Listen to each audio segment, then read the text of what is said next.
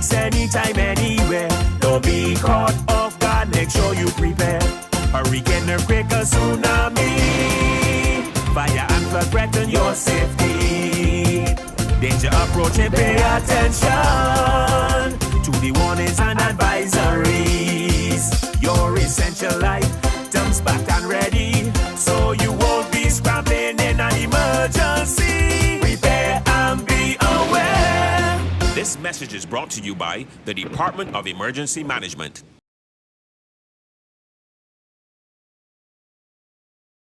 Hello and welcome to another edition of Real Talk in the Face of Danger, a podcast brought to you by the Department of Emergency Management. I'm your host today, Marcus Myers, and today we are continuing our conversation, the role of volunteerism in emergency management.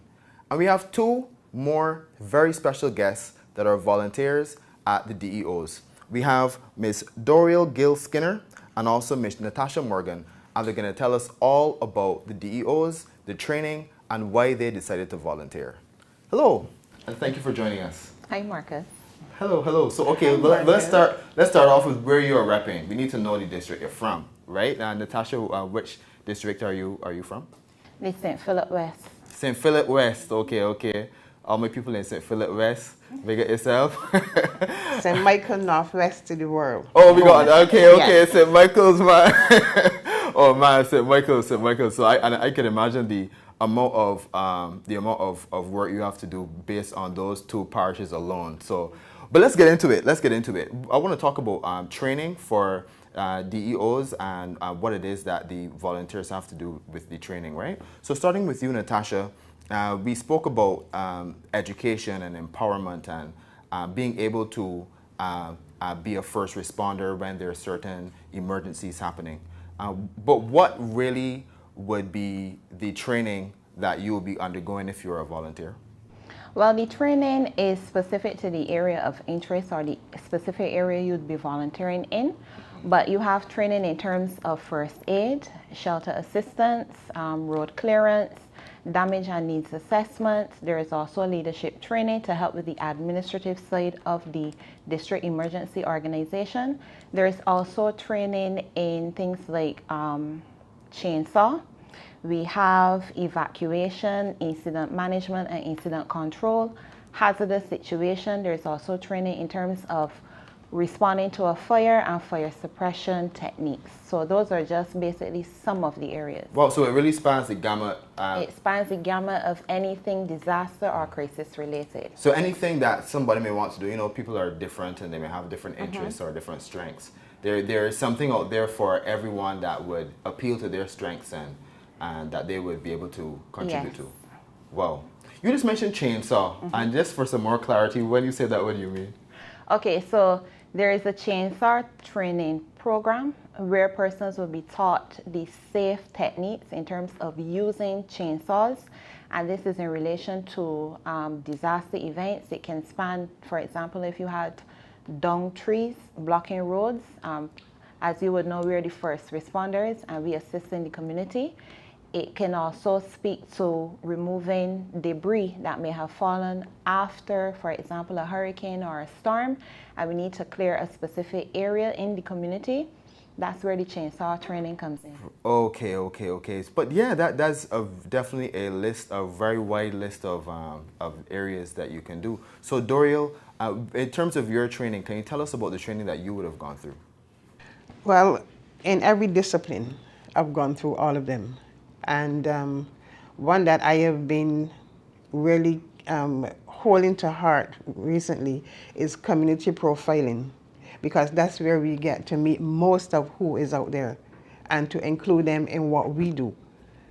So community profiling is just knowing everybody in the community, getting acquainted with them? Getting acquainted with the persons in the community at the above and below level, the persons that are out there that would be willing to assist us. And we have a lot of them in St. Michael Northwest. And recently, we have more added to the list. I can imagine, though, when there's an emergency, persons may not necessarily have these, they may have the passion, but not necessarily the structure or the education of, well, before you do this, you should probably call somebody about that, or you should probably not go out there alone. You know, so do you see that in the St. Michael Northwest of persons that they really want to help and they're eager, but they don't have necessarily the structure and the education to support it? It is across the Michael Northwest. But what had happened recently is that we go out so often in St. Michael Northwest, a team of us, that while we're out there, not in the blue shirts, we're known. And persons would come up and say, excuse me, Madam Chair, I am not the chair yet, but excuse me, Madam Chair, we have a well, or there's something out here with a cover, a well with a cover that's open, or there's a tree out here sold by Miss Bab that needs cutting down. I said, okay, but we can't go and cut that tree. We have to come back to the DEM. So recently, let me go to what had happened recently on November 11th. I guess that everybody knows about what happened on November 11th when one of our residents, mentally disturbed guy, he climbed a tree. But there were reasons why he was up there that none of us knew. I was called and I was saying, so why are they calling me? But I remember those 3 words, District Emergency Organization. Because if it's in our district and it's emergency, it includes me. So for me, being a volunteer in my district means community involvement. So for you, you more took a well-rounded approach in terms of just trying to know everything and more being a Jane of all trades, I should say. That's correct, because when the chainsaw first came up, myself and one of my officers, we were the first 2 ladies that entered that. And I needed to know how to use a chainsaw. I don't always know how to get it on, but once it's on, I can go. Right. So I am good with the chainsaw. Right, okay. I'm good with the fire extinguisher. I'm good with whatever you put us to do. And it's not only for me, but for the members of St. Michael Northwest and associate members, because recently we asked for persons to be trained at the community level. So we have persons now on board that were trained that are not members of the DEO. I know that you spoke about, when you gave the list, you spoke about leadership. And that is something that I see coming up a lot because we are leaders in our own lives. Everything that we do, we are a leader in some way in terms of the hats that we wear. I want to know, in terms of leadership and the young people, I see that as a way that they can really benefit from this as well, just in their own personal lives. And can you speak on the leadership side of the training as well? Leadership from my point of view or from theirs? Well, leadership from your point of view of what it is that you've learned through. Okay, because every person I meet out there is a leader, right? And for me as a leader, as a chairperson, I started back in 2003 leading St. Michael Northwest, but it is only in 2018 that I went out there and I searched for persons that were interested in what we were doing. And I found that a lot of young people are interested in what we do. And to lead a set of people, for me, is involvement, to empower them.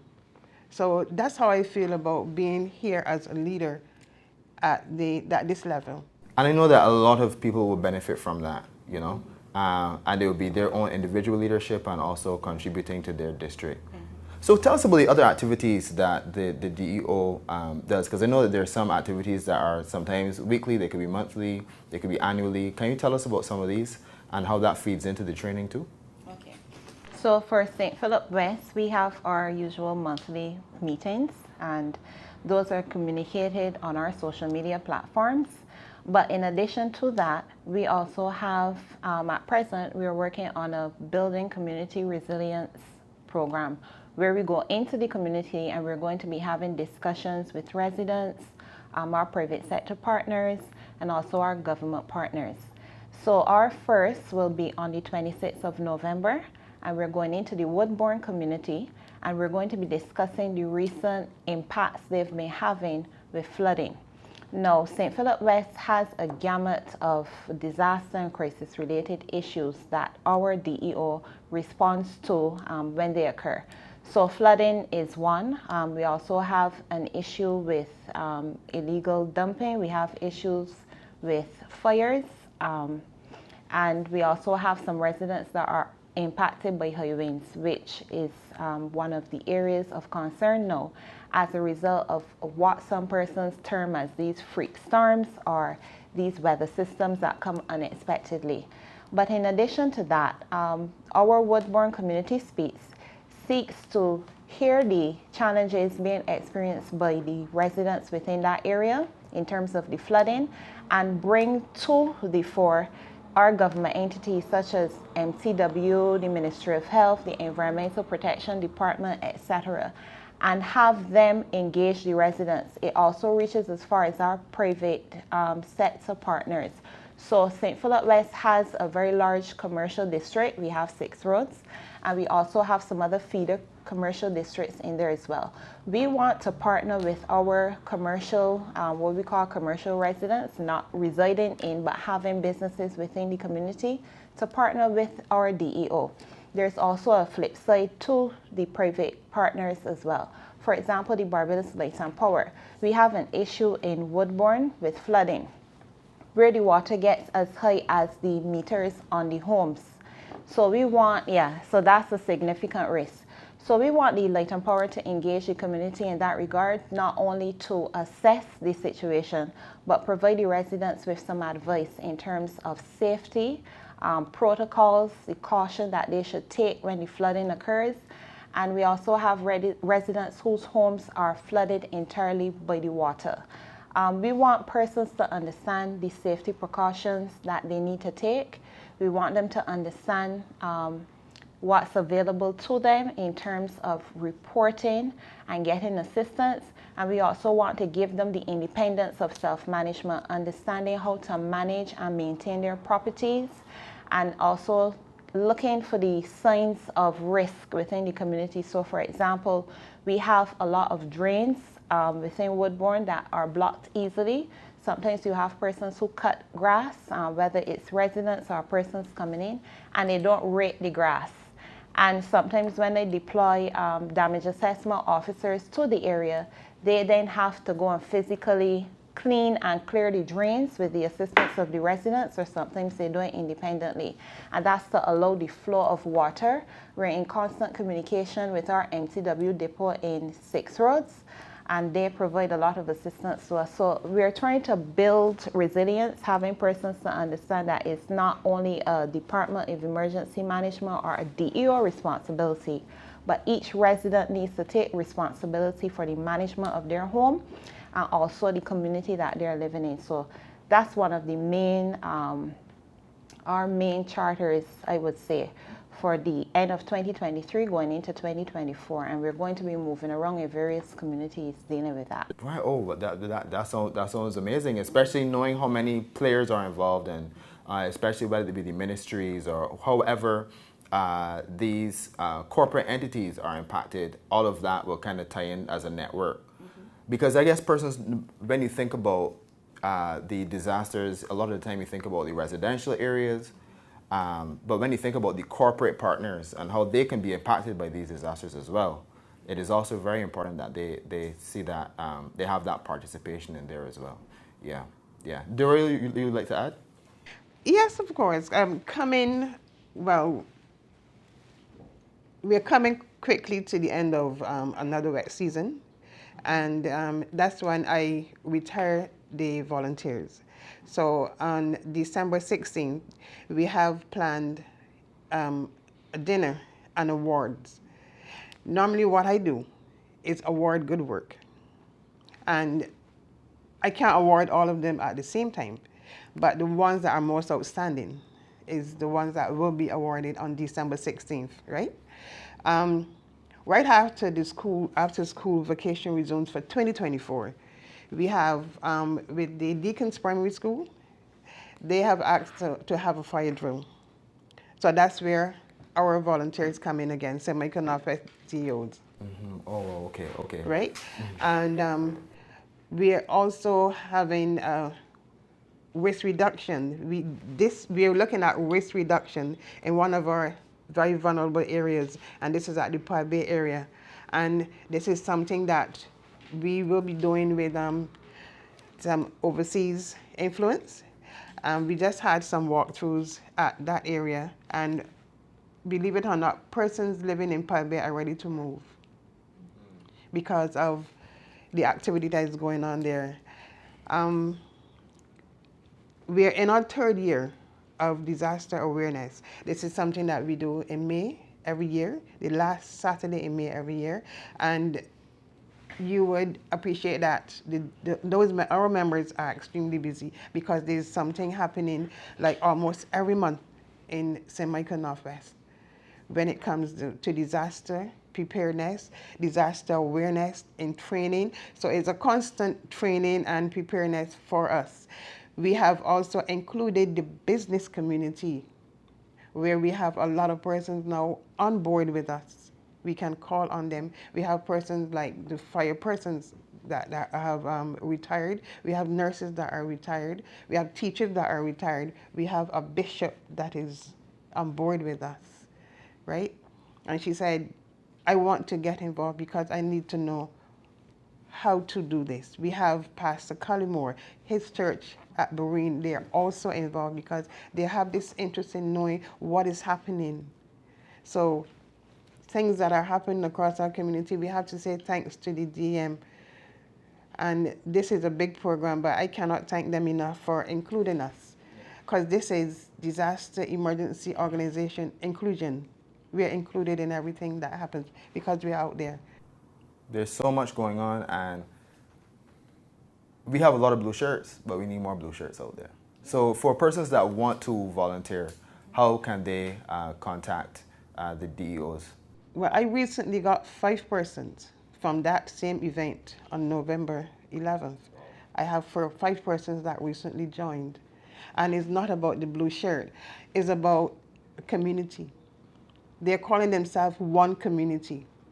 And I like that because I am involved in that at the level where they're at. So in training and all that, I am involved in that. I want to be a part of whatever they do.